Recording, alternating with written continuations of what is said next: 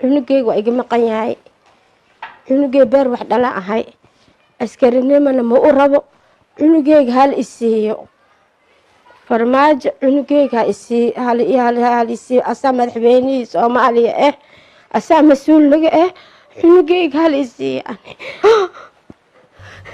hooyadan Soomaaliyeed oo lagu magacaabo Hooyo Shamso ayaa sheegtay in hal wiil ay dhashay laga afduubtay laguna xujeeyay haddii ay wiilkeeda rabto inay aragto amba la kulanto ay dhiibto lacag dhan $700 haddaba yaa ka haysta hooyadan wiilkeeda yaana ku xujeeyay inay dhiibto lacagtan $700 haddaba wiilku halkee ayuu ku sugan yahay inta aanan ku bilaabin warbixintan murugada leh waxaan si xushmad leh kaaga codsanayaa inaad channelkan Shabalala Tube aad subscribe saarato furatana gambaleelka si ay ku soo gaaraan warbixinada barnaamijyada iyo wararka degdega ah ee aan halkan ku soo baahiyo.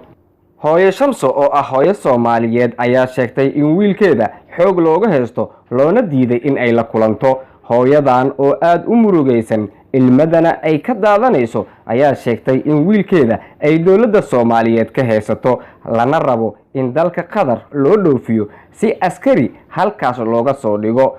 hooyadan ayaa tiri Maxamed waa wiilka kaliya ee aan dhalay oo mana rabo inuu askari noqdo. hadda waxa uu ku jiraa mid ka mid ah xeryaha dawladda. markii aan raadiyay ee aan rabay in aan soo wato waa la ii diiday waxaana leegu xujeeyay haddaan rabo inaan la kulmo amba aan ka haysto cunugeyga inaan bixiyo lacag dhan $700.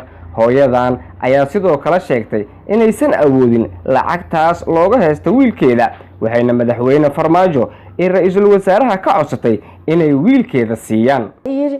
haddana waxaa leeyahay Qatar loo wadaa marka cunugeyga agoonnimo ku soo karsaday aniga askari ma rabo xooga cunugeyga loo watay anigana ma geysanin ehelkeygana ma geynin cunugeyga nina maskax saaray cunugeyga xooga liiga haasta anin waxa gaariyaan ku dhahay cunugeyga lisi xascal qaare madaxweynaha sharafta leh ha isiyaan cunugeyga arintan waxa ka qabtaan ani gaar wax dhalayahay askarinimo ma u rabo agoonnimo ku soo korsaday cunugeyga lisiyo bilaha marka ma bixin cunugeyga waxa la dhahay $700 keen $700 baasa aniga $700 inuu dhintay nunali warbuka ay gurigeena shabadi $700 guri lagu makarinin biyama cabi kari cunugeyga baana cunugeyga lisiyo aniga.